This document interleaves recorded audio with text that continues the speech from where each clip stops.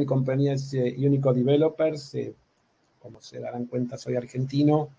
Llegué acá hace 20 años, empujado por las ganas de ver otros mercados y también por la crisis financiera e inmobiliaria que hubo en Argentina en ese momento. Estuve 1 año y medio viajando entre Argentina y Estados Unidos, 15 días acá, 15 días allá durante 1 año y medio, hasta que empecé a construir mi primer proyecto, y ahí fue cuando me mudé con mi esposa Jackie, con mis hijos Brian y Van, que ahora ya son grandes, en ese momento eran más pequeñitos. Y mi primera etapa, siempre dicen que cuando uno se muda no hay que hacer lo que uno no sabe hacer, hay que seguir haciendo lo que uno hizo antes. Y yo lo que hacía en Argentina era construir edificios, lo que llamamos en Buenos Aires propiedad horizontal, que sería edificios en altura con apartamentos para la venta. Acá lo llamamos condominios. Porque era el mismo modelo que yo había desarrollado, y aparte porque también en ese momento había un boom de los condominios en South Florida. En el 2008, como muchos saben, el boom se transformó en crash, tuvimos la gran recesión, los precios bajaron de las propiedades, y un poco buscando un nuevo modelo de negocios y ver cuál era mi próximo paso en la carrera, decidí hacer un máster en Real Estate en Harvard, que es donde doy clase. Y ahí aprendí que en realidad el modelo de negocios más común en Estados Unidos, estas son un poco fotos de los condominios que hice acá en South Florida durante los primeros años, pero el modelo de negocios más desarrollado y más sofisticado de inversión inmobiliaria en Estados Unidos no es comprar una unidad en un departamento de la playa y dárselo a un manager para que lo alquile, y a un manager para que lo administre y a un broker para que lo alquile. Eso es como el modelo más minorista. Las grandes compañías de seguros, los grandes fondos institucionales invierten en otro tipo de proyectos, que son edificios de alquiler, que es algo que en algunos países de Latinoamérica tuvimos hace 60, 70 años, pero que después desaparecieron por motivos de restricciones en las leyes de alquileres o por motivos económicos. En Estados Unidos, la industria inmobiliaria de alquiler es muy grande y ocupa alrededor del 25% de las inversiones de los portafolios de las grandes compañías, todas las que cotizan en bolsa, todas las compañías de seguros de salud, de retiros, de pensiones, invierten en eso. Por ejemplo, son las imágenes de un proyecto que entonces en el 2015 cambié mi modelo de negocios y empecé a desarrollar este tipo de proyectos que acá los llamamos rental communities, ¿sí? Comunidades de alquiler. En este caso les estoy mostrando un proyecto que hice en Sarasota, que es en la costa del Golfo de México, y que se llama 50 Paramount.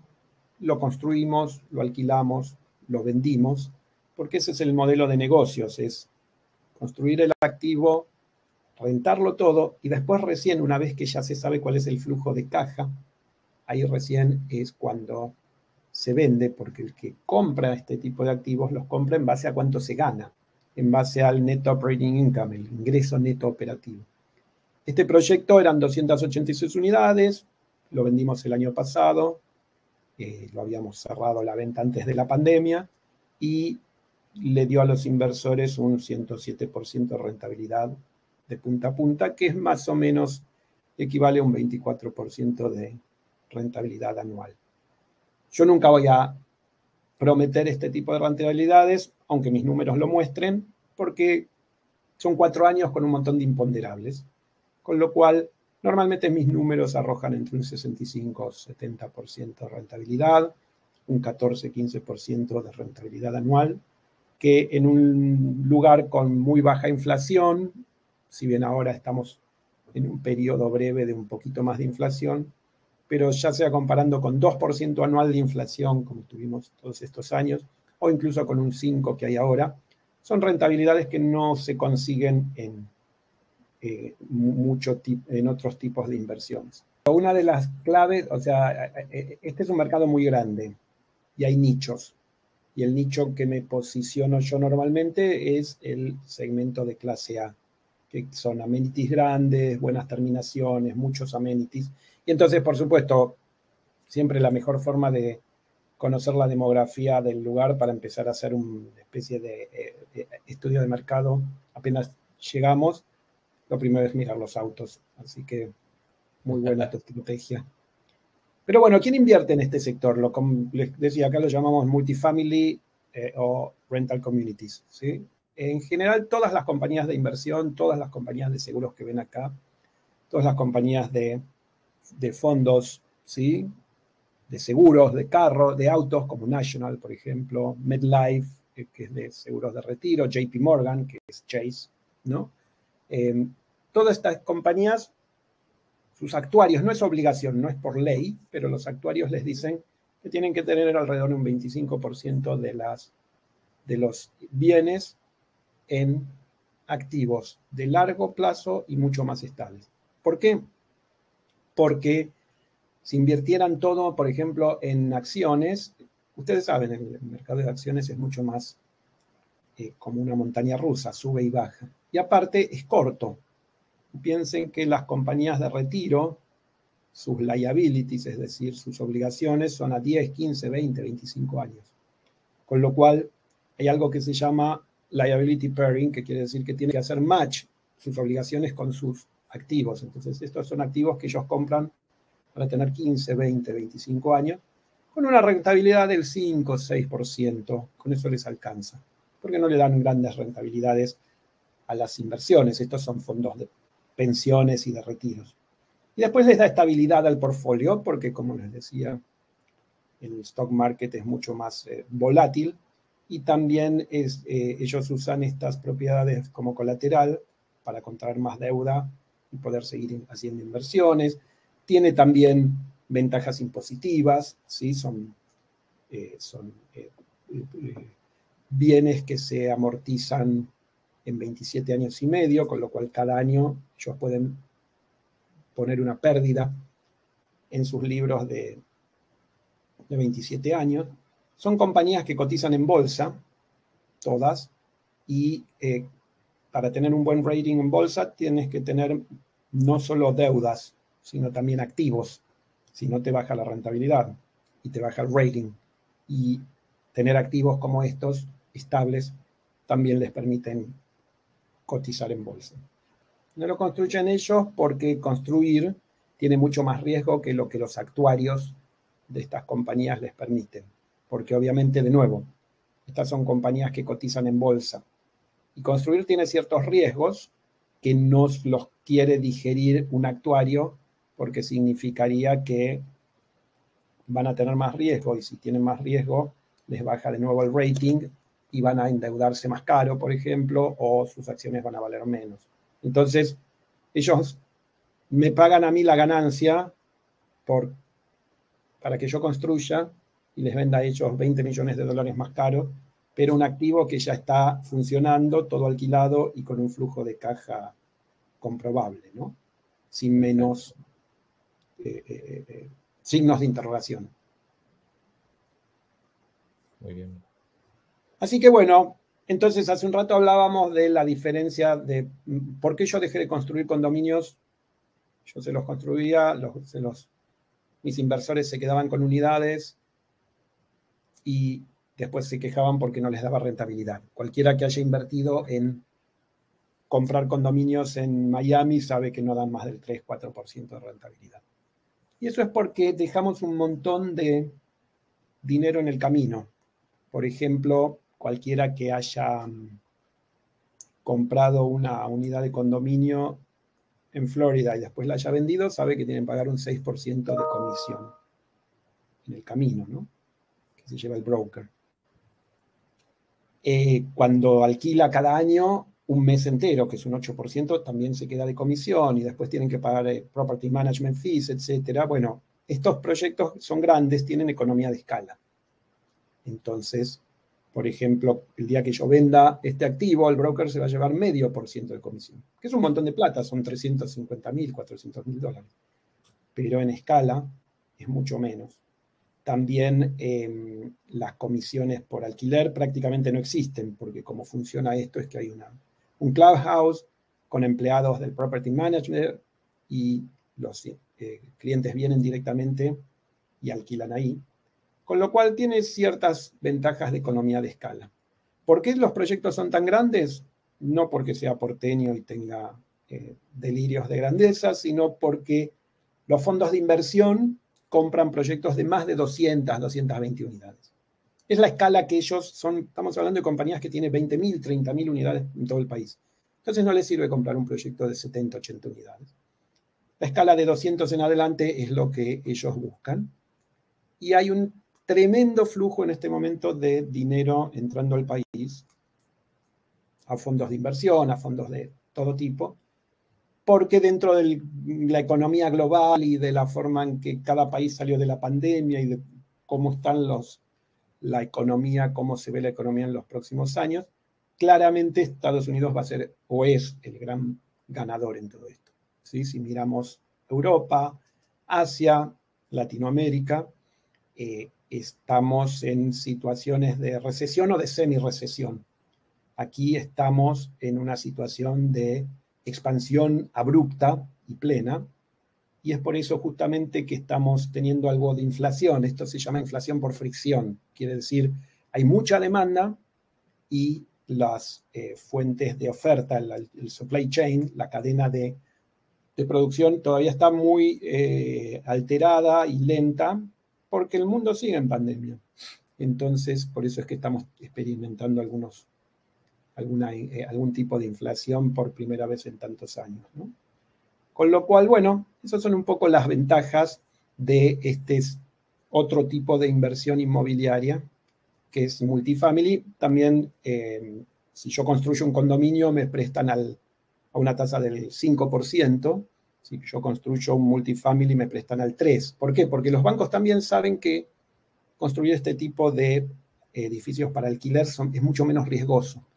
¿Por qué? Porque una de las cosas que no tenemos es el riesgo de comercializar y vender 240 unidades una a una. Yo lo que voy a hacer es alquilarlas, después se las vendo a un solo comprador. No son negociaciones fáciles, son largas, pero es un solo comprador.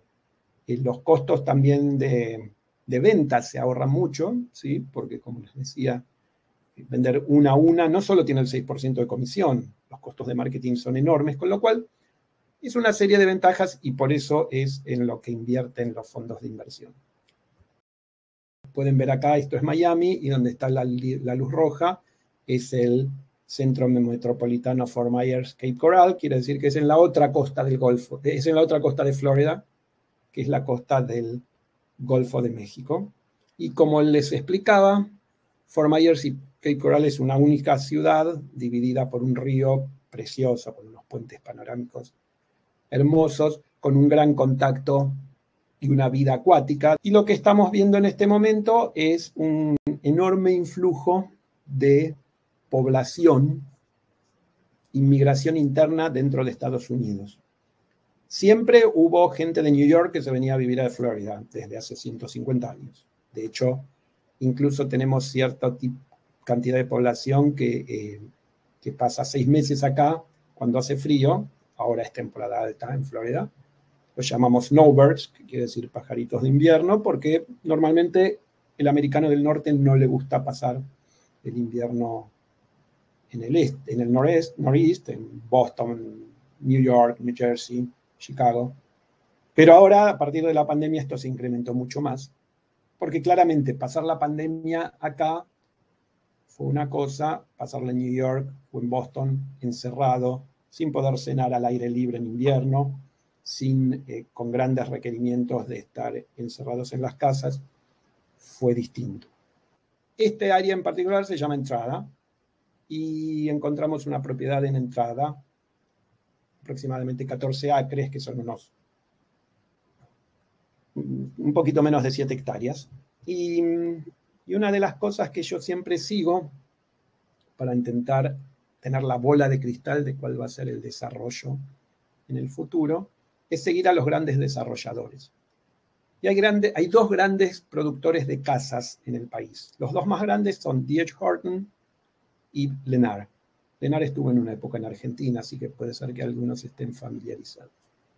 Y casualmente en este sitio, en este lote, me encontré con un proyecto de 700 casas de D.H. Horton, que en esta foto aérea se ve la mitad construido y la mitad no. Hoy en día está todo construido. En 15 meses construyeron 700 casas. Y este proyecto de Lennar ve la vida que se acaba de terminar. Entonces, tener dos grandes desarrollos de este tipo en una intersección, poder comprar una tierra. Este otro pedazo de tierra que se ve acá vacío, viene un shopping center con un supermercado Aldi, que ahora acá está muy de moda, es una cadena europea, pero que está muy de moda, y con todo un plaza, y bancos y todo eso. Bueno, esos son los lugares que uno va a comprar la tierra en el momento justo. No es negocio comprar cuando ya vino todo el mundo, porque la tierra está cara. El negocio es ir atrás de estos productores para tomar ventaja todavía de comprar tierra a buen precio antes que empiece a aumentar.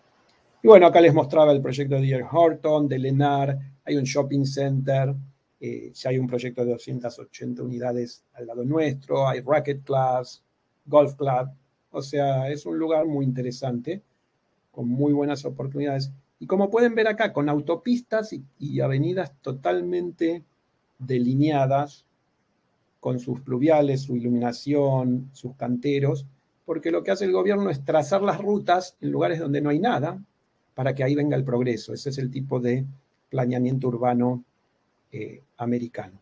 Esto es como luce el lote. Hoy en día hay árboles. Hay dos grandes motores de esto. Uno es, como les decía, la cantidad de inversiones que hay, y la otra justamente es la demografía. Lo que siempre hago cuando detecto un lote que me gusta, acá se puede reservar por bastante tiempo, es lo que se llama ponerlo bajo contrato, y después encargo un estudio de mercado para entender la demografía. Yo sé que Florida es uno de los estados que más crece en el país, alrededor de un 2,5-3% por año. Estamos hablando de 700.000 nuevas personas vienen a vivir a este estado cada año.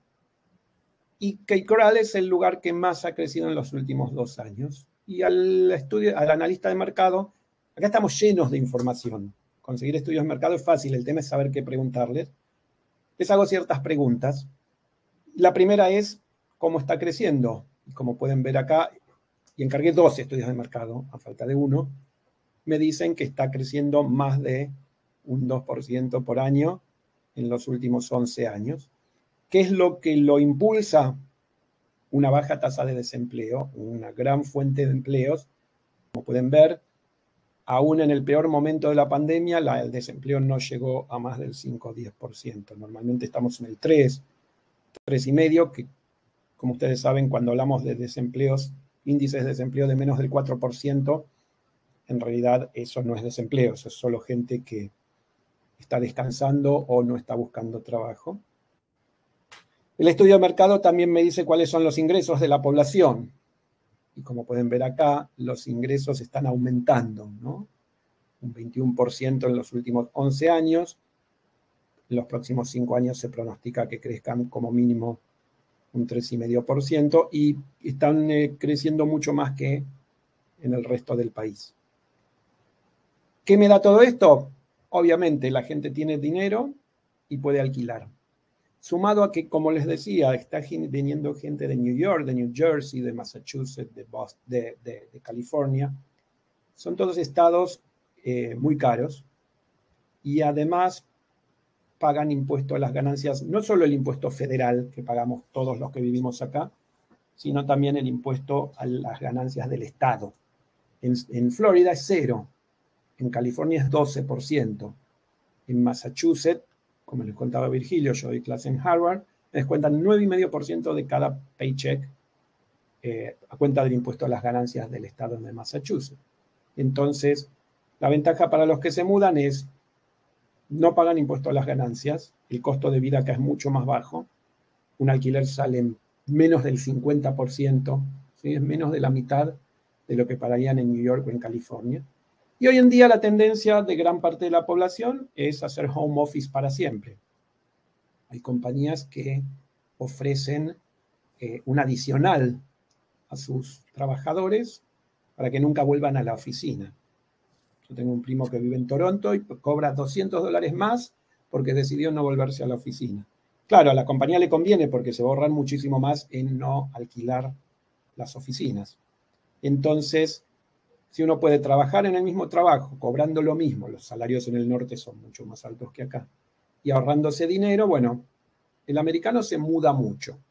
A los argentinos, por ejemplo, no nos mudamos tanto de un lugar a otro, ¿sí? Nacemos en un lugar, él nació en Tucumán y va a seguir viviendo en Tucumán. Yo vivía en Buenos Aires hasta que me mudé para acá, pero si no, seguiría viviendo probablemente en el mismo barrio donde viví siempre. El americano se muda mucho. Yo tengo un hijo que se graduó hace 5 años, se graduó, vivió 2 años en Boston, después 2 años en Austin, Texas, y después recién se volvió para acá.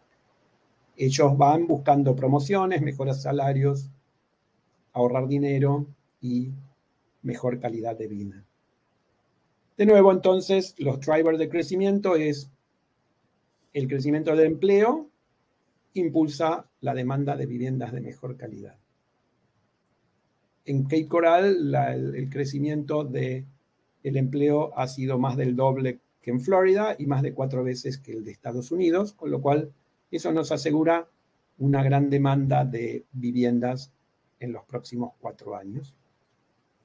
La demanda solo en este pedazo de Cape Coral y solo para los que pueden pagar un producto premium como el que yo desarrollo es de 3.044 nuevos residentes por año, que son más o menos unas 1.000 unidades. Todo lo que se va a construir en los próximos 4 años en Cape Coral son 1.400 unidades, incluyendo lo que vamos a construir nosotros. Quiere decir que la demanda está netamente insatisfecha justamente porque, aunque pongamos todos los recursos y todo, esto tiene un proceso de 2, 3, 4 años de fabricación y la cantidad de gente que se muda es muchísimo más. Otra cosa importante que siempre pregunto al estudio de mercado, que es para tratar de determinar cuál es el tipo de producto, es cómo está compuesta la demografía.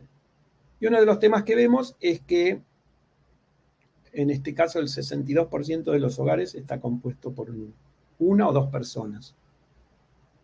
Y también que más del 50% de los habitantes tendrán más de 55 años cuando yo termine el proyecto. ¿Para qué me sirve eso? Para determinar, en este caso, que voy a tener 60% de unidades de un dormitorio, porque obviamente gente sola y mayor va a demandar más unidades de un dormitorio. En el proyecto del Sarasota teníamos más familias con chicos, más escuelas, y eso hace que tuviéramos un mayor porcentaje de unidades de 2 y de 3 dormitorios. Por eso es tan bueno tener información y poder utilizarla en una forma científica. Esa es una de las formas de que esto no sea que los proyectos no sean exitosos por suerte, sino por haber investigado. En este caso en particular, mi área de expertise en Harvard, y acabo de terminar de escribir un libro en español, que van a publicarlo muy pronto en Argentina. Mi materia de cátedra es el estudio de los ciclos de mercado, y esto es lo que enseño, con lo cual tengo también que hacerlo. Este es el estudio, este es el ciclo de cómo va a ser el mercado en Cape Coral, cómo viene en los últimos años. Todo lo que está arriba, esa línea punteada, quiere decir expansión, el boom, el buen momento de la economía. Todo lo que está abajo, que como podemos ver, la última gran recesión fue en el 2008. Lo que vemos es una tendencia natural a mantenernos siempre por encima de la tasa de ocupación promedio, que es esa línea roja, ¿sí? Y eso quiere decir que cada vez que las ocupaciones sean mayores que el promedio, estamos en un buen momento, porque lógicamente en los mercados en recesión es cuando tenemos muchas unidades vacías. En los mercados en expansión no hay vacancia. En el proyecto de Sarasota no hay una sola unidad que esté para alquilar, por eso él fue un domingo y el Leasing Center, que normalmente está abierto, estaba cerrado porque no tienen nada para alquilar. Y bueno, con todo eso defino el programa. En este caso es un 60% de unidades de un dormitorio, un 10% de 3 dormitorios y un 30% de 2 dormitorios. Con también el estudio de mercado me dice cuánto va a ser el alquiler que voy a poder sacar y la superficie. Este estudio de mercado se hizo en marzo. En este momento los alquileres son un 30% más altos, porque como les conté, estamos saliendo de la pandemia en una forma tan expansiva. Esto es como, siempre digo, cuando tocaba el timbre del recreo, entonces salíamos en la escuela con un billete a comprar al kiosco y todos nos empujábamos porque todos queríamos comprar antes que se termine. Así está hoy en día el mercado de consumo en Estados Unidos. Durante un año la gente estuvo trabajando en las casas y siguió cobrando los salarios. Y los que perdieron sus trabajos recibieron plata del gobierno. Y hoy todo el mundo ahorró dinero, que es algo muy raro, el americano no ahorra. Entonces, hace poco en una cena, la suegra de mi hijo dijo, por primera vez tengo $25,000 de ahorro en la caja de ahorro porque no pude comprarme zapatos ni irme de viaje. Y van y compran y consumen, y eso es lo que genera este círculo virtuoso de la economía. Este es el proyecto hoy en día. Son proyectos muy clásicos, normalmente tenemos un lago en el medio. El motivo del lago es primero porque quedan bonitos, tienen fuentes, tienen buenas vistas, pero aparte uno de los temas más importantes en Florida es el tema hidráulico. Como saben, acá llueve mucho y hay huracanes y se inunda y no podemos echar en los vecinos y en la calle más del 20% de ese agua de lluvia.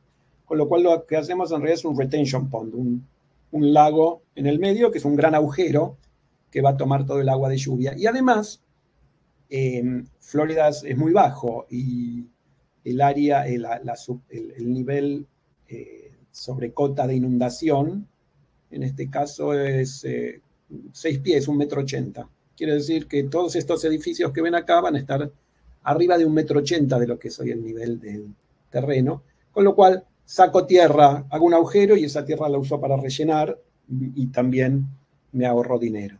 Acá podemos ver que hay un clubhouse muy importante, alrededor de 15,000 pies cuadrados, o sea, unos 1.500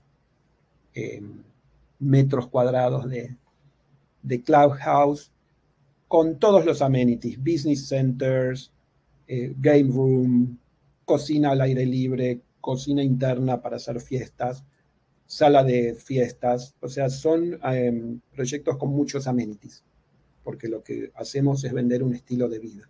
También tenemos una cancha de beach volley, 2 canchas de pickleball, que es un deporte que está de moda acá, una especie de pelota paleta.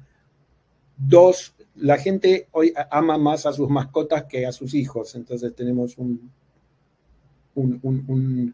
parque de mascotas pequeñas y un parque de mascotas grandes para que no se peleen. Hoy en día todo es relacionado con la salud y con el ejercicio, con lo cual tenemos todo un circuito para correr alrededor, con estaciones de esas para hacer ejercicios. Tenemos algunas cocheras cubiertas que los inquilinos pueden alquilar adicionales, car wash para lavar el carro, pet wash para lavar al perro, todos los amenities para dar un estilo de vida. Dentro del clubhouse tenemos un business center porque, como les contaba, mucha gente va a trabajar sin ir a la oficina.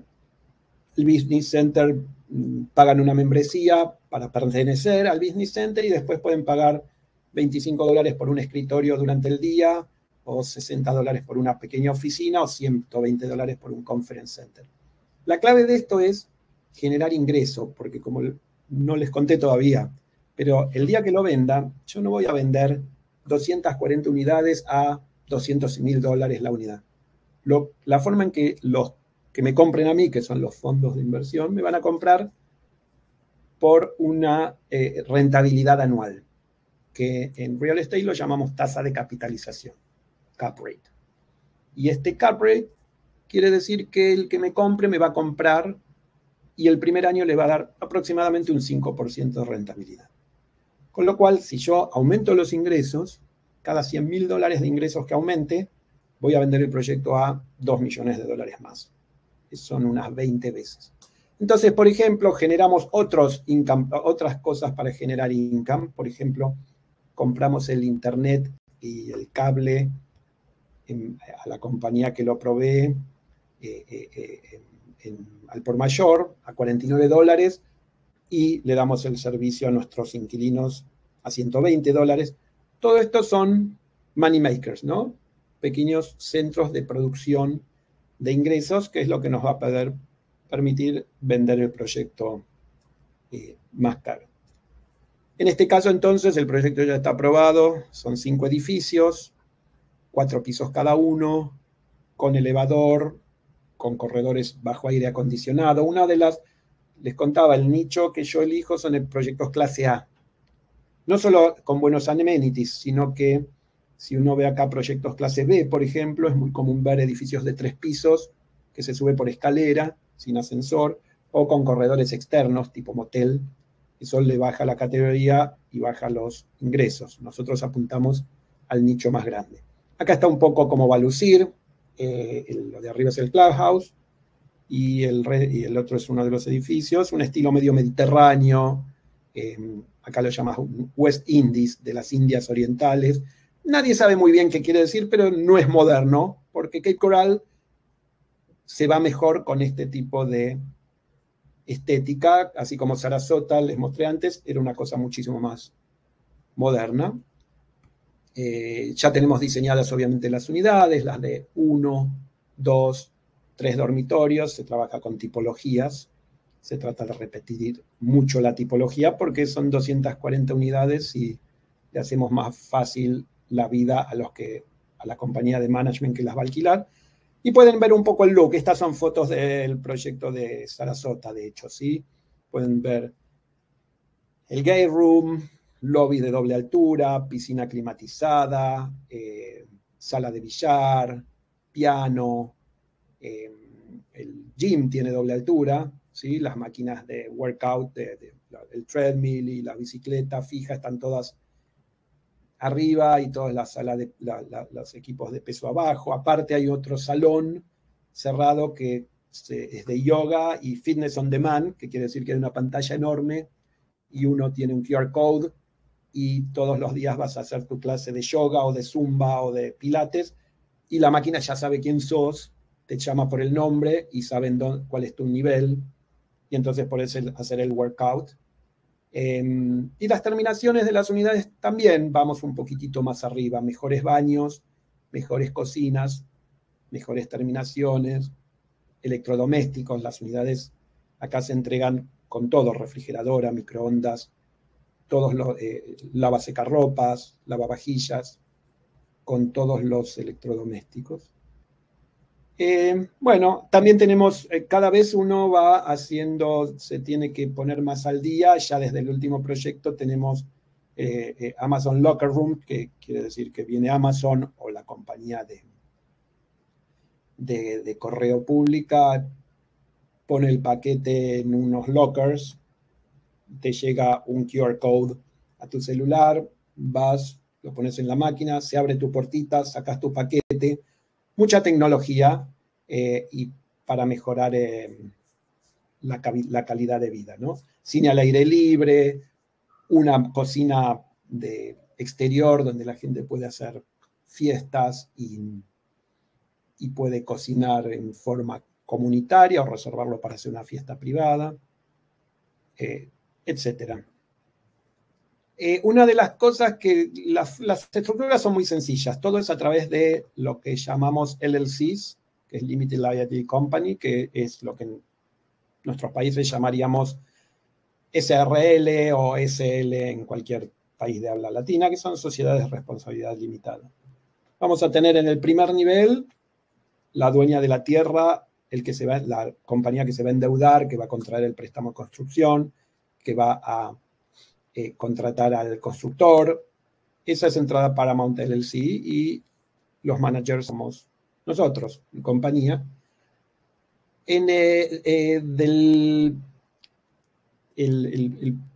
Los proyectos acá se financian en gran forma porque son negocios solos y conseguimos préstamos. y en general son préstamos de un 60 a un 70%, con lo cual el capital es un 30-35%. Ese capital lo vamos a poner un 10% los sponsors, los desarrolladores, y el resto los inversores. Y este grupo, esta segunda LLC, justamente es la LLC a donde van a parar los inversores, el dinero de los inversores, que es entrada a Miami. ¿Cuál es uno de los motivos que se pone? Uno es separar la responsabilidad y los riesgos, como les decía, de contraer el préstamo, riesgos de liabilities, ¿no? De que alguien haga un juicio, que un contratista haga un juicio. Bueno, separamos al inversor con 2 layers, con esta compañía en el medio, para que ellos no tengan esa exposición. Y los inversores van a invertir en esta compañía. Normalmente nuestra recomendación para inversores extranjeros es que no lo hagan a forma personal, que lo hagan también a través de una LLC. ¿Por qué? Porque la gran diferencia que hay aquí en este país de pago de impuestos es solamente si te morís. Mientras estás vivo, pagan lo mismo los extranjeros que los locales. En el caso de muerte, y son tasas relativamente bajas, en el caso de la muerte, la tasa es del 40% para todos, pero los que vivimos acá tenemos una exención, una franquicia de 12 millones y medio cada uno. Quiere decir que después de mis primeros 12 millones y medio voy a pagar el impuesto a la herencia. Y lo mismo mi esposa. En el caso de los extranjeros, son solo $66.000. Entonces hay una gran diferencia. Arriba de esos $66.000, si una persona fallece, debería pagar el 40%. Al estructurarlo a través de una LLC, de una sociedad de responsabilidad limitada, como la sociedad no muere porque es una persona jurídica de los Estados Unidos, no está ese riesgo y se puede transferir las acciones en caso de fallecimiento, ¿sí? Y además, de nuevo, tener una sociedad responsable limitada limita tu riesgo solamente al capital invertido.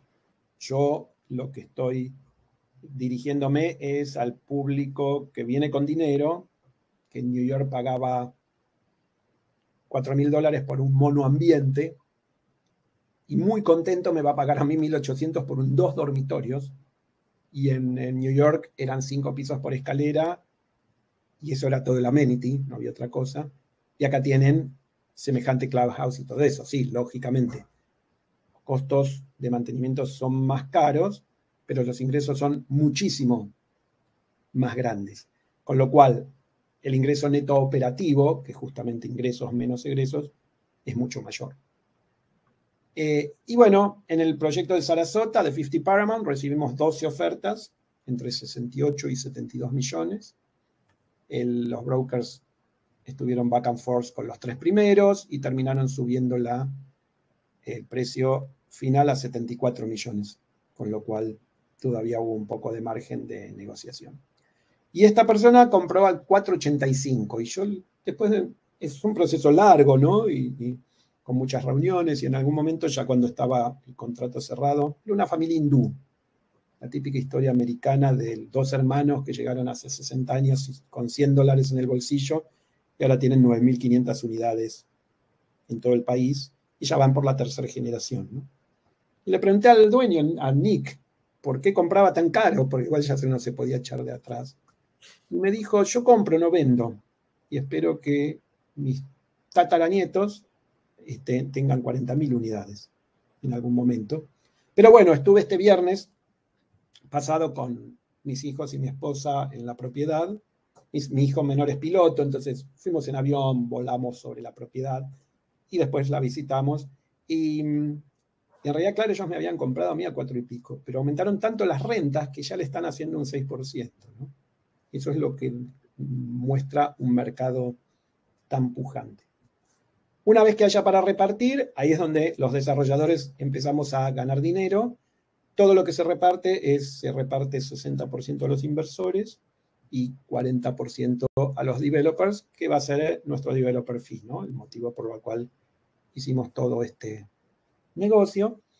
Y cuando se vende el activo, tenemos lo que llama un waterfall, que quiere decir una cascada. Por eso está ese dibujo de esta cascada. Vamos a venderlo el cuarto año y se va a devolver el capital a los inversores y a los developers, que como dijimos somos inversores.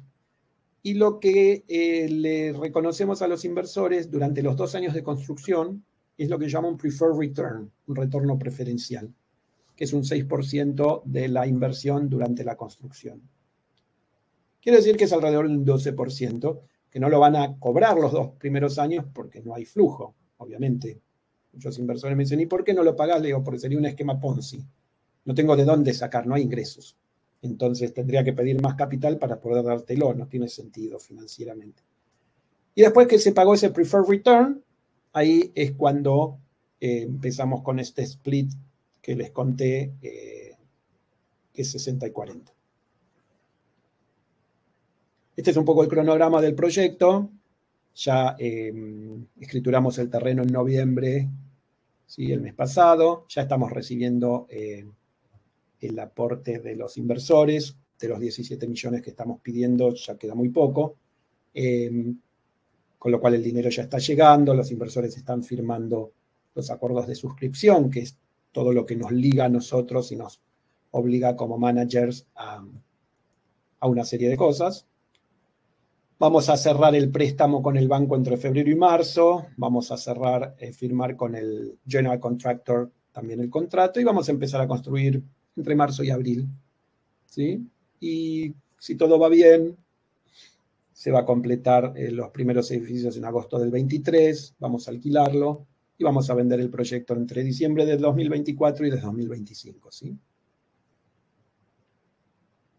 Este es un proyecto de aproximadamente unos 47 millones de dólares dividido en terreno, costos directos, que son los ladrillos, el cemento y las ventanas, digamos, todo lo que va dentro de la obra, y costos indirectos, que son arquitectos, ingenieros, seguros, intereses sobre el préstamo, todos los costos indirectos, ¿sí? GlobeUp cobra un finder fee del 2% sobre el capital aportado por sus inversores. Y como les contaba, va a haber un préstamo de construcción grande de casi 32 millones de dólares y el resto va a ser el capital, que van a ser unos 17 millones de dólares. ¿Cómo dan los números? En forma conservadora, como les conté, a mí me va a comprar alguien en 4 años basado en el ingreso neto operativo. Nuestras proyecciones dan que el ingreso neto operativo en forma conservadora va a ser 3.200.000 y a esa tasa de capitalización de 5.15 significaría que vamos a vender nuestro proyecto más o menos a unos 63 millones, menos los gastos de venta, comisiones, escrituras, sellados, van a quedar unos 62 millones. Tengo que devolverle la plata al banco, ¿sí?